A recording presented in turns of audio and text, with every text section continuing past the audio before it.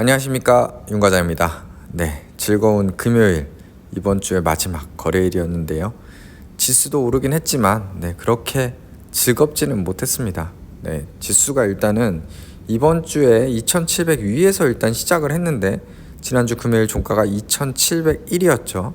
그런데 어쨌든 한 주가 지나서 지지부진 정말 한 주 동안 계속 하더니 2600선에서 마감이 됐습니다. 그래서 오늘 상승폭도 크지 못했고 또 윗꼬리도 이렇게 달았고 참 우리나라 증시 정말 재미가 없네요. 일단 금투세 이슈도 계속 정리가 안 되고 있고 수급 자체도 안 들어오고 거래량 자체도 줄고 참 힘든 한 주였고요. 코스닥은 그래도 일단 1.54% 반등이 하긴 했지만 아까 말씀드린 대로 이번 주는 손해보는 한 주였다. 지지부진 증시가 재미도 없는데 이렇게 지수가 한 주 기준으로 했을 때 하락까지 하는 그런 하루였습니다. 그래서 제 보유 종목 보시면은 일단은 코스닥부터 보면은 좀 아쉬웠던 게 코인텍 같은 게 정말 지난주에 희망을 주면서 됐었는데 이번 주에 조금 조정을 또 받으면서 계속 수익 실현할 기회를 주진 못했고 참 재미없게 지지부진 이어가고 있습니다. 이럴 때일수록 마음을 다잡긴 해야 됩니다. 포기하면 안 되고 계속 관리를 해줘야 큰 손실 없이 또 나중에 수익으로 마무리를 할 수가 있는데요. 오늘 특히 가장 아쉬운 종목은 JC케미칼 윗꼬리를 길게 달았습니다. 5.27%까지 상승을 했었는데요. 어제 이제 말씀드렸던 대로 오늘 사프에 대한 정부의 발표가 있었고요. 그 발표에 대한 기대감으로 아침에 이렇게 5%까지 이제 상승을 했던 걸로 보이는데 단톡방에서 공유를 드렸지만 2027년에 지속가능 항공유 1% 의무화 중장기 로드맵을 발표했어요. 그 이유는 아직 잘 모르겠지만 27년에 1%, 이 1%라는 숫자가 또 27년이라는 숫자가 부정적으로 다가왔는지 이 발표 후에 주가가 이렇게 하락하는 그런 모습을 보여줬습니다. 사실 큰 기대는 안 했던 뉴스기도 했고요.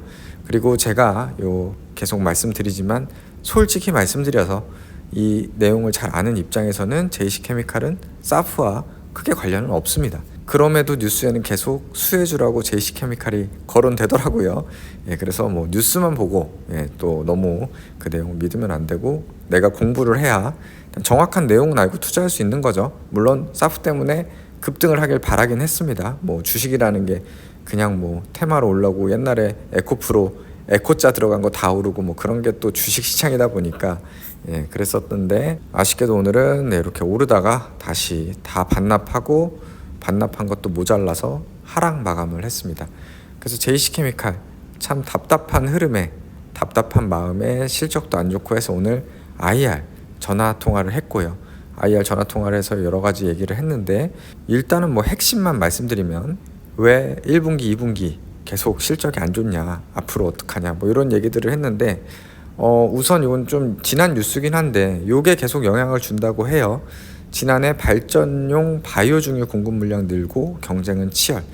이게 무슨 말이냐면 이 바이오 디젤 업체들이 바이오 디젤만 생산하는 게 아니라 그 이제 라이트한 부분, 그러니까 윗부분은 바이오 디젤, 증류를 하면 바이오 디젤이 나오는데 무거운 부분은 이제 바이오 중유가 나오거든요.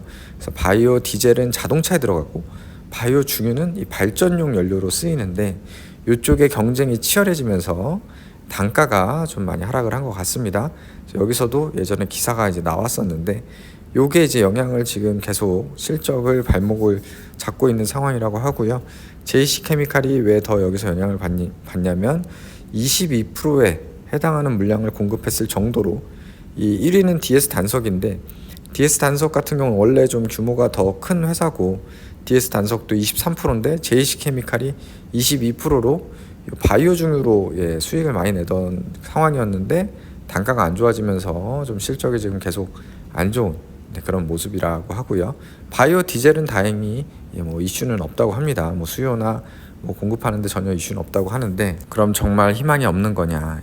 그건 아니고요. 일단은 말씀드린 대로 바이오 선박류라는 게 지금 계속 이제 이슈가 되고 있습니다. 뭐냐면은 원래 자동차에 쓰이던 바이오 디젤이 지금 이쪽 선박류, 왜냐면 선박을 개조를 해야 되잖아요. 친환경 연료를 쓰려면 LNG가 됐든 암모니아가 됐든 메탄올이 됐든 여러 가지를 쓰려면 개조를 해야 되는데 이 바이오 선박류는 자동차랑 똑같습니다. 우리가 디젤 차를 바이오 디젤 쓰는 차라고 특별한 게 없듯이 바이오 선박류는 그냥 우리 선박류 쓰는 벙커시에다가 우리 바이오 디젤을 그냥 섞어서 공급을 하면 되고, 바이오 선박류는 자동차는 뭐 기껏해야 뭐 4% 지금 우리나라는 섞고 있는데, 한 자리 숫자로 섞는다고 하면은 바이오 선박류 같은 경우는 30%, 바이오 디젤 30%를 혼합을 합니다.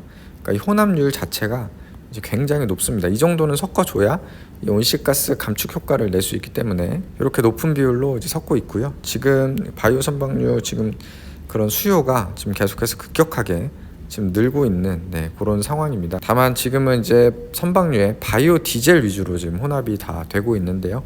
이 부분이 좀 바이오 중유까지 좀 연구가 돼가지고 바이오 중유까지 좀 섞여야 아무래도 더 긍정적인 시너지가 있을 것 같습니다. 그 부분도 이제 계속해서 연구 개발을 하고 있는 언론 기사들이 나오고, 오늘 IR을 통해서도 일단 확인은 했습니다. 그래도 뭐 제이시카미칼이 완전히 뭐 양아치 회사는 아닌 게, 일단 배당도 지금 기준으로는 2.9% 수익률이 나오고 있고, 올해 뭐 배당 컷이 있을지 모르겠지만 기본적으로 배당도 주고, 그동안 공시 나온 건 보시면은 주가가 떨어지니까 지난 7월에 5,000원이 깨지고 막 그런 상황 속에서 임원들이 계속해서 주식을 이제 매수하는 그런 모습을 보였습니다.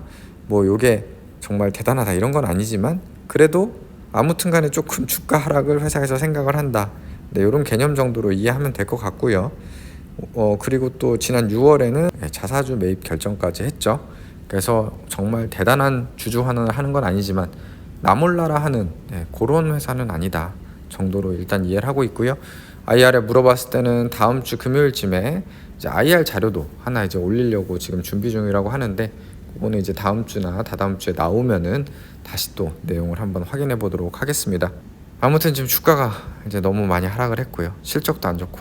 다만 어느 정도 다 주가에 반영된 거고, 이제 앞으로는 또 내년 좀 더 나아질 거가 남지 않았을까 하는 기대를 하고 있는데, 상황을 좀 지켜봐야 될 것 같습니다. 다행인 거는 저는 이제 올해 현대오일뱅크에서 바이오 디젤 공장 돌리면서 바이오 디젤에 영향이 있을 줄 알았는데, 그거는 뭐 전혀 자기들 파는데 그리고 수요에 뭐 크게 영향이 아직 없다고 하고요. 일단은 더 지켜보도록 하겠습니다. 다행히 오늘 아바코는 2.9% 정도 일단 상승이 나와줬고, 나머지는 이렇게 아쉽게도 본전 수준 마무리가 됐습니다. 그리고 뭐 코스피 종목들은 뭐 큰 상승 하락 없이 됐고요. 전 종목 이철 챌린지 그래도 희망적인 거는 우리 네이버 또 계속 조금씩 올라주고 있고, 콘텐트리 중앙에 오늘 다시 또 2% 반등이 나왔습니다. 비중이 크기 때문에 콘중이 좀 잘 가주기를 기원을 하는데요.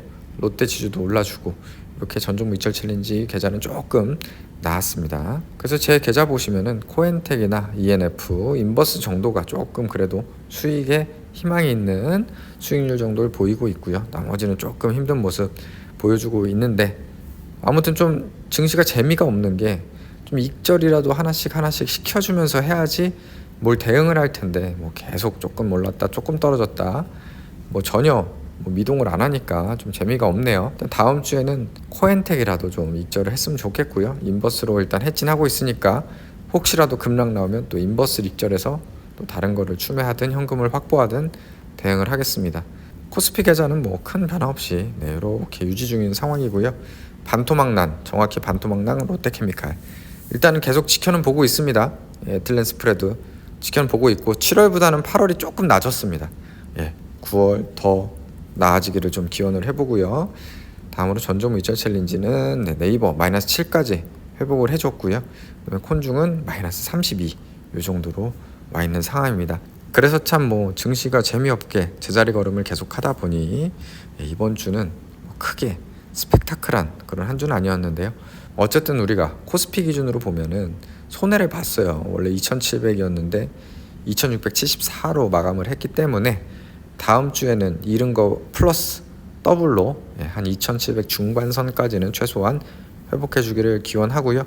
즐거운 주말 보내시기 바라겠습니다. 좋아요 한 번씩 부탁드리겠습니다. 감사합니다.